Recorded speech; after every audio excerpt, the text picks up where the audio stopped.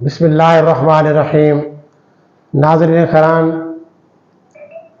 آج 14 اگست ایک ایسا تاریخی دن ہے جب پاکستان معرض وجود میں آیا۔ علامہ اقبال کا خواب اور قائد اعظم کی جد و جہد، مسلسل جد و جہد کے نتیجے میں اسی دن پاکستان جو ہے وہ معرض وجود میں آیا۔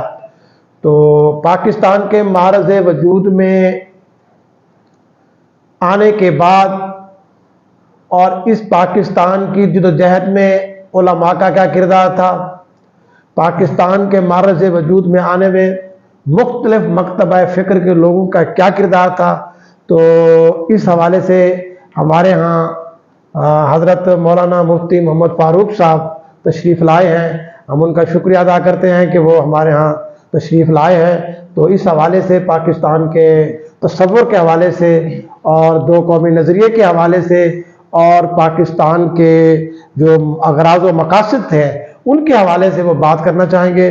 تو مولانا مفتی صاحب سے میرا پہلا سوال ہے کہ مفتی صاحب، پاکستان کا جو آزادی کا تصور ہے اس حوالے سے ناظرین کرام کو تھوڑا سا آگاہ کیجیے گا۔ دیکھیں، مسلمانوں کو آزادی کا مسئلہ شروع سے درپیش رہا ہے، تو آزادی کا تصور بھی مسلمانوں کا ایک اپنا ہے، اور جو کافر لوگ ہیں یا غیر مسلم لوگ ہیں ان کا آزادی کا تصور اپنا ہے۔ جو غیر مسلم اقوام ہیں ان کے ہاں آزادی کا تصور یہ ہے کہ اس دنیا کی زندگی میں جیسے ہم زندگی گزاریں، جیسے اٹھیں، جیسے بیٹھیں، جیسے کھائیں، جیسے پئیں، ہم سے کوئی پوچھنے والا نہ ہو، ٹھیک ہے؟ تو نہ ہمیں ریاست کوئی ہماری اخلاق کے لحاظ سے کوئی تربیت کرے ہماری، اور نہ ہی والدین، نہ ہی اساتذہ کرام، تو کوئی بھی ہمیں پوچھنے والا نہ ہو۔ جبکہ مسلمانوں کے اندر آزادی کا تصور یہ نہیں ہے۔ مسلمانوں کے اندر آزادی کا تصور یہ ہے کہ مسلمان کافر، ظالم، جابر بادشاہوں سے آزادی حاصل کریں، اور مسلمانوں کے ہاں آزادی کا تصور یہ ہے کہ مسلمان ایک ایسے خطے میں، ایک ایسے ملک میں زندگی گزار سکیں آزادی کے ساتھ جہاں ان کو ان کی مذہبی عبادت گاہوں میں آنے جانے سے کوئی روک نہ سکے، ان کو اپنی عبادات کرنے سے کوئی روک نہ سکے، اور ان کو اپنی شریعت اور اسلام کے مطابق زندگی گزارنے میں کوئی نہ روک سکے۔ یہ ہے مسلمانوں کے ہاں آزادی کا تصور، اور مسلمان مکمل اسلام کے مطابق زندگی گزار کر اس دنیا میں بھی آخرت میں بھی کامیاب ہو جائیں، تو یہ ہے مسلمانوں کے ہاں آزادی کا تصور۔ اگر اس طرح کی آزادی مسلمانوں کو حاصل ہو گئی تو سمجھو مسلمان آزاد ہو گیا۔ تو پاکستان جب معرض وجود میں آ گیا تو اس کا تصور کس نے پیش کیا پھر؟ اس کا تصور علماء کرام نے پیش کیا۔ ہم یہ جانتے ہیں قائد اعظم محمد علی جناح، علامہ اقبال، دوسرے حضرات، ان سب کا پاکستان کے تصور میں، پاکستان کے معرض وجود میں آنے میں اور اس کے لیے کی جانے والی تمام کوششوں میں ان حضرات کا بہت کردار رہا ہے۔ تو لیکن اس کا تصور مولانا اشرف علی تھانوی نے پیش کیا۔ علماء دیوبند نے اس کا تصور ہی صرف پیش نہیں کیا بلکہ اس کی آزادی میں عملاً کردار بھی پیش کیا۔ مولانا اشرف علی تھانوی کے بارے میں کہا جاتا ہے کہ انہوں نے تقسیم ہند کی مخالفت کی تھی، تو اس حوالے سے آپ کچھ کہنا چاہیں گے؟ مولانا اشرف علی تھانوی رحمۃ اللہ علیہ جو ہے انہوں نے بالکل تقسیم ہند کی مخالفت انہوں نے نہیں کی تھی، یہ غلط فہمی ہے لوگوں کو۔ مولانا اشرف علی تھانوی رحمۃ اللہ علیہ نے تو سب سے پہلے 1928 عیسوی میں اس کا تصور پیش کیا تھا۔ 1928 عیسوی میں مولانا اشرف علی تھانوی نے اپنے ملفوظات میں فرمایا تھا کہ میرے ذہن میں بار بار یہ بات آتی ہے کہ مسلمانوں کے لیے ایک علیحدہ ریاست ہو جس میں مسلمان اپنی اسلامی قوانین کے مطابق زندگی گزار سکیں، اور یہ تب ہی ہوگا کہ جب اس ریاست میں رہنے والے صرف مسلمان ہوں، ہندو نہ ہوں، سکھ نہ ہوں، کیونکہ جب اسی ریاست میں سکھ بھی ہوں گے، مسلمان بھی ہوں گے اور اکٹھی ایک ہی ریاست ہوگی، تو اس وقت یہ ہوگا کہ پھر وہ ہندو کہیں گے ہمارے قوانین نافذ کرو ہمارے مذہب کے، اور سکھ کہیں گے ہمارے مذہب کے قوانین نافذ کرو۔ تو اس طرح جب تقسیم ہو جائیں گی، دو ملک ہو جائیں گے، ایک مسلمانوں کا ہو جائے گا، تو اس میں مسلمان آزادانہ اپنے اسلام کے مطابق زندگی گزار سکیں گے۔ تو یہ 1928 میں مولانا اشرف علی تھانوی صاحب نے تصور پیش فرمایا تھا پاکستان کا۔ اب آگے چلیں 1938 عیسوی میں کیا ہوا۔ 1938 عیسوی میں مولانا اشرف علی تھانوی صاحب نے مسلم لیگ کے حق میں فتویٰ جاری فرمایا اور تفصیلی فتویٰ جاری فرمایا کہ مسلمانوں کو، ہندوستان کے مسلمانوں کو مسلم لیگ کا ساتھ دینا چاہیے۔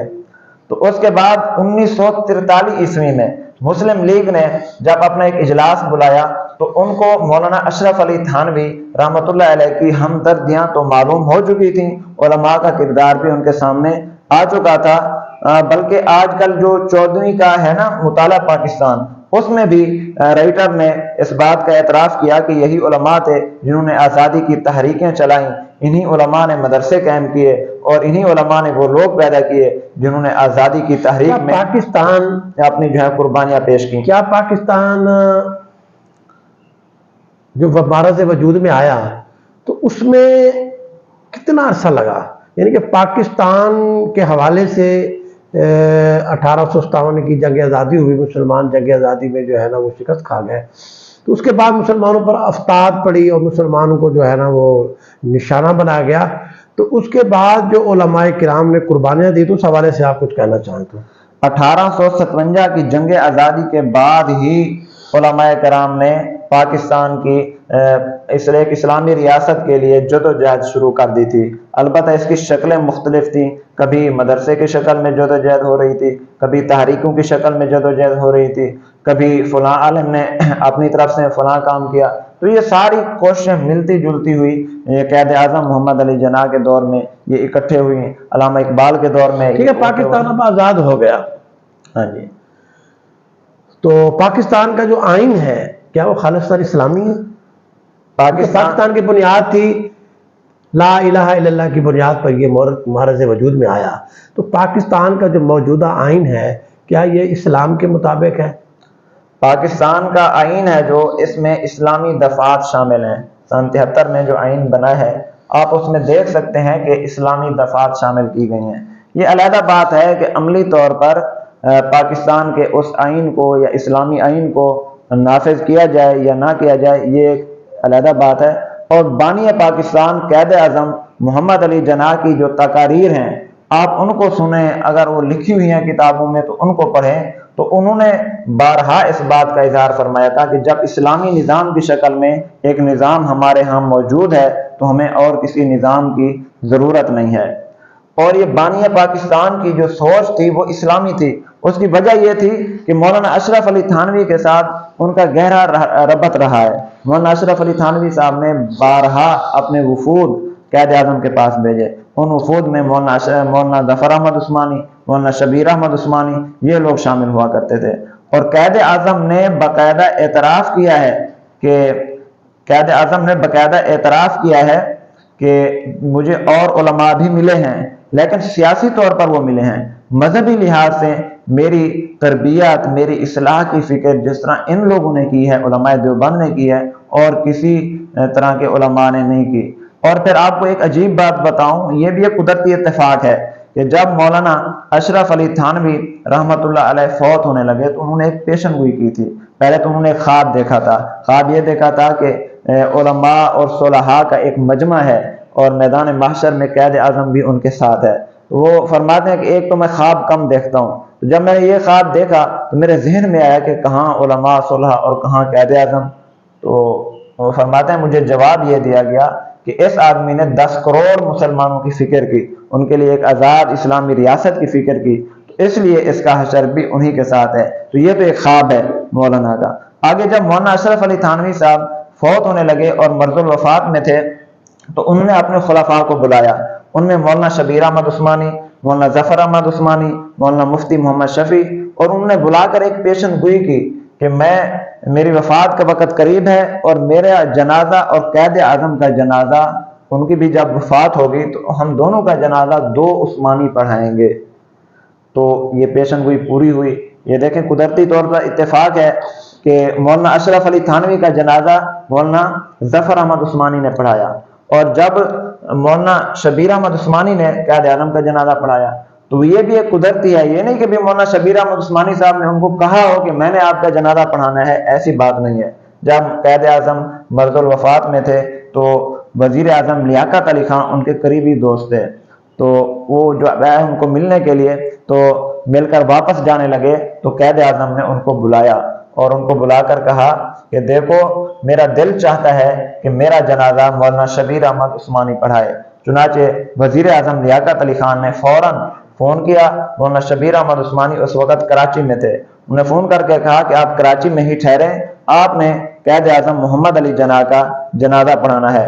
چنانچہ جب انہوں نے جنازہ پڑھایا تو اس وقت 4 لاکھ لوگ جنازے میں شامل ہوئے۔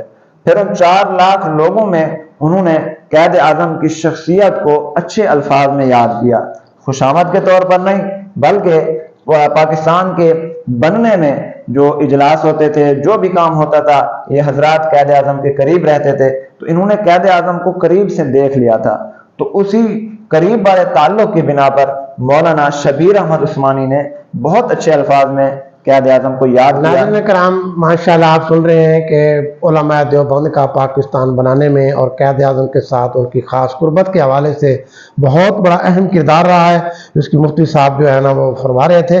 اب مفتی صاحب، سوال یہ ہے کہ پاکستان آزاد ہو گیا، اب ہم جشن مناتے ہیں، آزادی کا جشن مناتے ہیں، اس میں مختلف پروگرام کرتے ہیں جس میں حیا باختہ بھی ہوتے ہیں، اور آپ ناظرین کو کیا پیغام دینا چاہیں گے کہ وہ آزادی کو کس طرح منائیں؟ یہ جو اللہ نے پاکستان کی صورت میں پاکستانی عوام کو ایک نعمت بخشی ہے آزادی کی، تو اس کو کس طرح منانا چاہیے؟ دیکھیں، پاکستان کے آزاد ہونے کا جشن اور خوشی صرف جو ہے چند لوگ نہیں مناتے، پاکستان کا ہر طبقہ مناتا ہے، اور علماء کرام بھی بڑے اہتمام کے ساتھ مناتے ہیں۔ میں آپ کو وہ مدارس گنوا سکتا ہوں جن کے اندر پرچم کشائی بھی کی جاتی ہے اور بڑے اہتمام کے ساتھ پاکستان کی آزادی کا۔ پرچم کشائی کا اسلام میں کیا تصور ہے؟